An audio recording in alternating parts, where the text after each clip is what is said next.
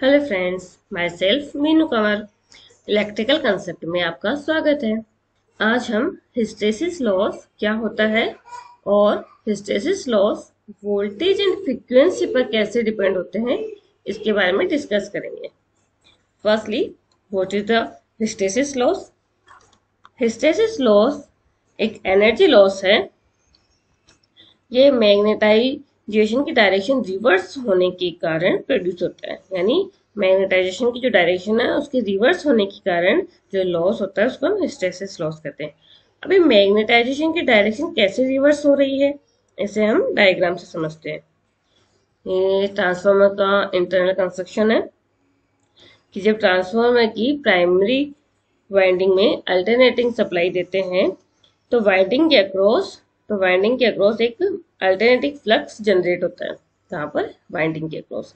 ये alternating flux primary winding से यहाँ से कोर के थ्रू, ये जो ब्लू है ये हमारी कोर है, तो ये जो अल्टरनेटिंग फ्लक्स है प्राइमरी वाइंडिंग से कोर के थ्रू फ्लो होता हुआ सेकेंडरी वाइंडिंग तक लिंक करता है, यानी यहाँ तक लिंक करता है। ये सेकेंडरी वाइंडिंग है ट्रांसफार्मर की। वी नो प्राइमरी वाइंडिंग एक कंडक्टर है जहाँ सप्लाई देते हैं, ये सप्लाई दे रहे हैं यहाँ से। सेकेंडरी वाइंडिंग भी एक कंडक्टर है जहाँ से ट्रांसफार्मर आउटपुट लेते हैं, यहाँ से हम आउटपुट ले रहे हैं सेकेंडरी वाइंडिंग के थ्रू। यहाँ तक कि ये जो कोर है, कोर भी एक कंडक्टर है जो कि मटेरियल से बना है। ये कोर जो फ्लक्स यहाँ से जो फ्लक्स जनरेट हो रहा है वो कोर में फ्लो होता हुआ सेकेंडरी को लिंक करता है। हम जानते हैं कि जब ये अल्टरनेटिंग फ्लक्स कोर में फ्लो होता है तो फ्लक्स का अल्टरनेटिंग नेचर होने के कारण, अल्टरनेटिंग मींस एक बार पॉजिटिव साइकिल एक बार नेगेटिव साइकिल, तो जब फ्लक्स का अल्टरनेटिंग नेचर होने के कारण पॉजिटिव हाफ साइकिल में कोर मैग्नेटाइज होगी एंड नेगेटिव हाफ साइकिल में कोर डीमैग्नेटाइज होगी। इस प्रकार फ्लक्स की डायरेक्शन कंटिन्यूसली चेंज होगी, जिसके कारण कोर क्या हो रहा है, कंटिन्यूसली मैग्नेटाइज हो रही है एंड डीमैग्नेटाइज हो रही है। सो कंटिन्यूस फ्लक्स की डायरेक्शन चेंज होने के कारण फ्लक्स के जो डाइपोल्स है या मैग्नेटिक के जो डाइपोल्स है, इसके फ्लक्स के जो डाइपोल या मैग्नेट के जो डाइपोल, वो अपनी डायरेक्शन या अपनी ओरिएंटेशन को बार बार चेंज करने लगते हैं। अपनी डायरेक्शन और ओरिएंटेशन को बार बार चेंज करने के कारण ये डाइपोल्स है वो एक दूसरे से क्या करते हैं, कोलाइड करने लगते हैं, यानी टकराने लगते हैं। ये कोलाइड करने के कारण इनसे हीट जनरेट होने लगती है और इस तरह हीट की फॉर्म में ही हमारा एनर्जी का लॉस होता है। इस एनर्जी लॉस को ही हम हिस्टेरिसिस लॉस कहते हैं। अब ये जो हिस्टेरिसिस लॉस का फॉर्मूला है, PH equal to KH F B की पावर X V, और उसकी यूनिट होती है वॉट। जो KH है वो प्रोपोर्शनलिटी कांस्टेंट होता है, F फ्रीक्वेंसी है एंड BX फ्लक्स डेंसिटी, इसकी यूनिट होती है वेबर पर मीटर स्क्वायर। ये जो X है ये एक्सपोनेंट कांस्टेंट होता है, ये वेरी करता है फ्रॉम 1.5 टू 2.5। ये डिपेंड करता है मैग्नेटिक प्रॉपर्टीज ऑफ कोर, कि कोर की जो मैग्नेटिक प्रॉपर्टी है उस पर डिपेंड करता है। मोस्टली बुक्स में ये x की वैल्यू 1.6 गिवन है। ये तो हमने देखा हिस्टेरिसिस लॉस क्या होता है, इसके बारे में हमने डिस्कस किया ना। हिस्टेरिसिस लॉस को हम कैसे मिनिमाइज कर सकते हैं वो अब हम देखते हैं। तो हिस्टेरिसिस लॉस को मिनिमाइज करने के लिए फेरोमैग्नेटिक मटेरियल से कोर को बनाते हैं, क्योंकि फेरोमैग्नेटिक मटेरियल का जो हिस्टेरिसिस लूप एरिया होता है वो कम होता है, जिसके कारण हिस्टेरिसिस लॉस कम होता है। यहाँ पे देखिए, ये हमने 2 हिस्टेरिसिस लूप ले रखे हैं। एक ये नॉर्मली मेटल का हमने ले लिया, सपोज करो आयरन का, और ये है फेरोमैग्नेटिक मटेरियल का।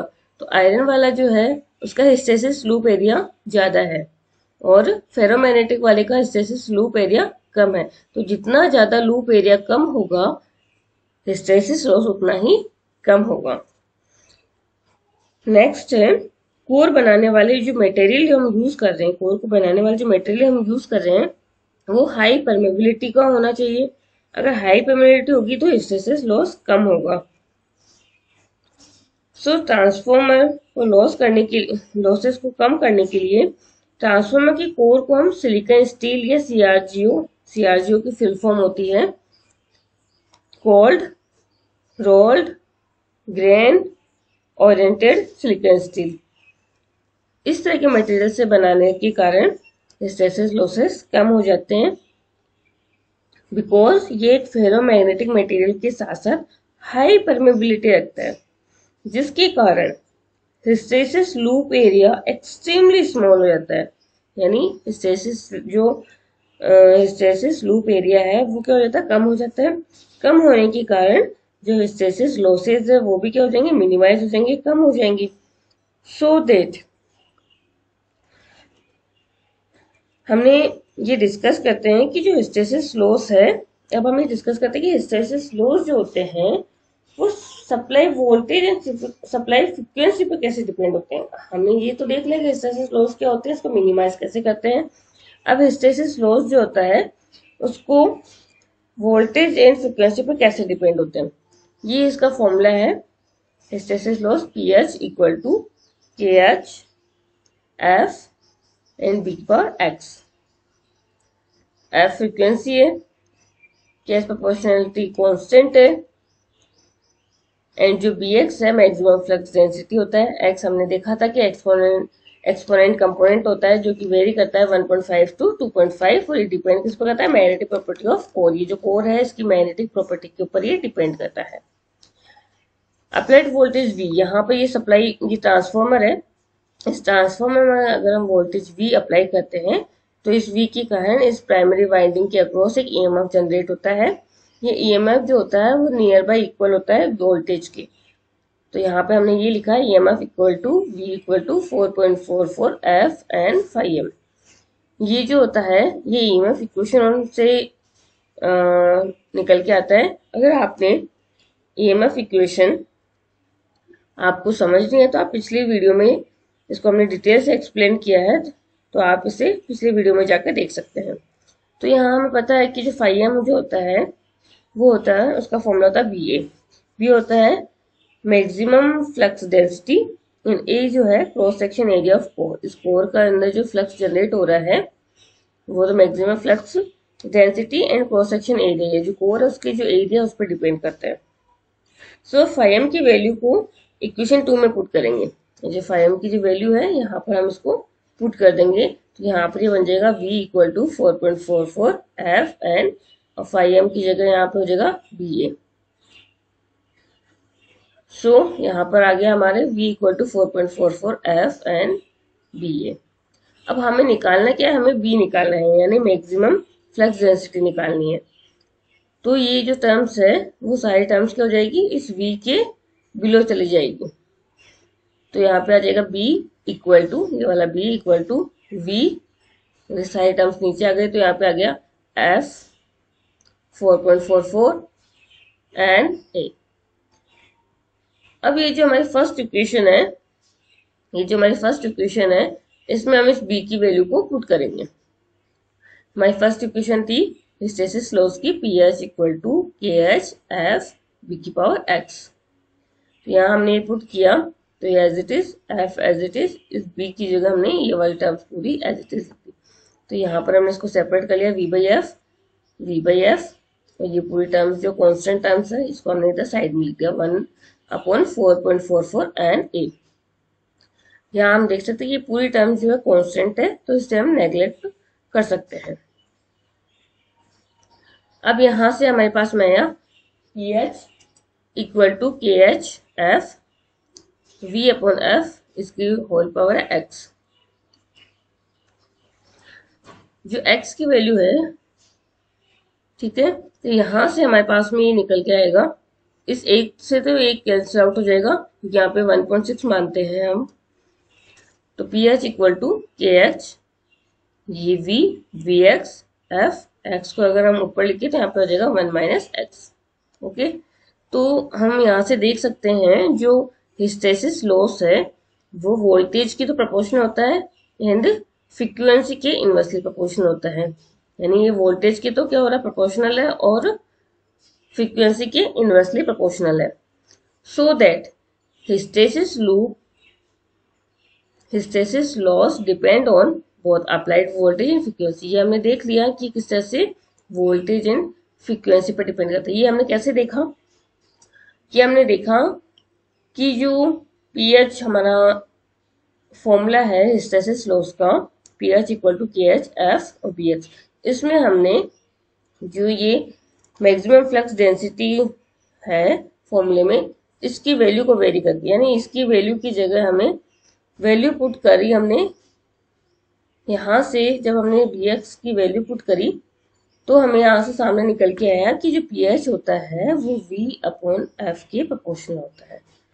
सो अब हम पता है कि जो टोटल कोर लॉस होता है, टोटल कोर लॉस जिसे आयरन लॉस भी कहते हैं, कांस्टेंट लॉस भी कहते हैं, जिसे हम PI से डिनोट करते हैं। तो ये जो PI होता है वो इक्वल टू होता है PE प्लस PH। PE मतलब eddy current losses and PH means hysteresis loss, यानी इन दोनों का एडिशन जो होता है वो हमारा आयरन लॉस या कोर लॉस होता है। ये हमने PS बीमरा से कुछ क्वेश्चंस लिए हैं। A 220 ये प्राइमरी साइड का वोल्टेज है एंड ये सेकेंडरी साइड का वोल्टेज है। 50 हर्ट्ज फ्रीक्वेंसी है, 5 kV है, सिंगल फेज ट्रांसफॉर्मर है, ये ऑपरेट कर रहा है ऑन 220 वोल्ट 40 हर्ट्ज, यानी सप्लाई वोल्टेज जो है वो एज इट इज यानी कांस्टेंट है। ठीक है, फ्रीक्वेंसी हमारी 50 हर्ट्ज थी वो 40 हर्ट्ज हो गई है, 40 hertz supply with secondary winding open circuit. यानी सेकेंडरी पर ओपन सर्किट का मीन्स कि कोई भी लोड नहीं कनेक्टेड है, यानी नो लोड है। देन तब हमारी एडी करंट लॉसेस या हिस्टेरिसिस लॉसेस या कोर लॉसेस क्या होगा ये हमें बताना है। तो हमने सबसे पहले देखा था पी भी हमने देखा था एडी करंट लॉसेस से पहले हमने पढ़ा था कि जो एडी करंट लॉसेस होता है वो वोल्टेज के स्क्वायर के प्रोपोर्शनल होते हैं, फ्रीक्वेंसी पर डिपेंड नहीं होते हैं। और जो हिस्टेरिसिस लॉसेस होते हैं वो V/F होता है, यानी वोल्टेज के तो प्रोपोर्शनल होते हैं लेकिन फ्रीक्वेंसी के इनवर्सली प्रोपोर्शनल होते हैं। और हमारे क्वेश्चन में ले रखा है कि वोल्टेज तो कांस्टेंट है, वोल्टेज तो कांस्टेंट है, फ्रीक्वेंसी वेरी कर रही है। तो फ्रीक्वेंसी क्या हो रही है, फ्रीक्वेंसी कम हो रही है। फ्रीक्वेंसी अगर कम होगी तो ये क्या होगा, पीएच क्या बढ़ेगा, हिस्टेरिसिस लॉस क्या हो जाएगा, बढ़ जाएगा, क्योंकि इनवर्सली प्रोपोर्शनल है। तो जैसे ही फ्रीक्वेंसी कम हुई हिस्टेरिसिस लॉसेस क्या हो जाएगा, बढ़ जाएगा। और एडी करंट जो है वो क्या रहेगा, कांस्टेंट रहेगा, रिमेन्स रहेगा। सो हमारा जो ऑप्शन, अब देखो ऑप्शन देखते हैं। Option A both eddy current hysteresis loss decrease, no, eddy current तो कांस्टेंट रहेगी। Both eddy current hysteresis losses decrease, no, eddy current constant है और हिस्टेरिसिस लॉसेस भी क्या होगा, बढ़ेगा। ऑप्शन सी है AD current loss remain the same but hysteresis loss increase. ये हमने देख लिया है कि जब फ्रीक्वेंसी डिक्रीज हो रही है तो हिस्टेरिसिस लॉस इंक्रीज होगा और रिमेन सेम रहेगा, यानी AD current loss remain the same, यानी सेम रहेगा, यानी नो चेंज, एडी करंट में कोई भी चेंज नहीं होगा। तो ऑप्शन सी हमारा करेक्ट आंसर है। ऑप्शन डी भी देख लेते हैं, एडी करंट लॉस इंक्रीज, तो ये तो यहीं पे गलत हो गया कि ये तो हो ही नहीं सकता। तो option C is the correct answer. Next question हमारा पीएस बीमरा क्वेश्चन नंबर 39। ये बोला कि frequency of the supply voltage to a transformer is increase, यानी फ्रीक्वेंसी को इंक्रीज कर रहे हैं but the supply voltage is held fix. वापस सप्लाई वोल्टेज को तो क्या कर रखा है, फिक्स कर रखा है, कांस्टेंट कर रखा है, और फ्रीक्वेंसी को इस बार इंक्रीज किया है। फ्रीक्वेंसी अगर इंक्रीज होगा तो देखो फ्रीक्वेंसी का तो एडी करंट से कोई मतलब ही नहीं है, एडी करंट तो हमारी आधी चीज रहेगी, कांस्टेंट रहेगी। तो एडी करंट पे तो इसका रिमेन कांस्टेंट है, रिमेन सेम रहेगी। और जो फ्रीक्वेंसी इंक्रीज हो रही है, फ्रीक्वेंसी अगर इंक्रीज हो रही है तो हिस्टेरिसिस लॉसेस जो होते हैं वो डिक्रीज हो जाते हैं। तो ऑप्शन देखते हैं, eddy current loss remain constant, ये तो सही है, but hysteresis loss increase, hysteresis loss increase कैसे हो सकते हैं भाई, हिस्टेरिसिस लॉस तो इनवर्सली प्रोपोर्शनल रहे हैं, तो ये रॉन्ग हो गया।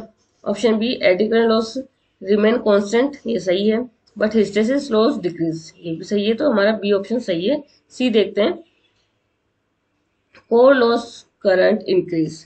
अब कोर लॉस क्या होता है, हमने पिछले देखा था पीछे कि पीआई इक्वल टू होता है, यानी पीआई इक्वल होता है इन दोनों, कोर लॉस का होता है पीई प्लस पीएच का एडिशन, यानी एडी करंट और हिस्टेरिसिस लॉस दोनों को ऐड कर दो तो हमारा कोर लॉस होता है।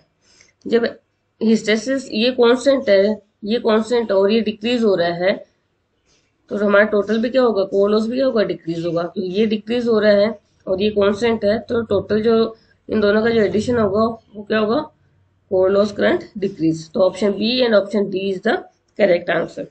सो फ्रेंड्स, मिलते हैं ऐसे ही इंपॉर्टेंट टॉपिक के साथ। अगर ये वीडियो आपको पसंद आया हो तो प्लीज कमेंट बॉक्स में कमेंट करके बताएं, और मिलते हैं ऐसे ही इंटरेस्टिंग वीडियो के साथ में। Thank you.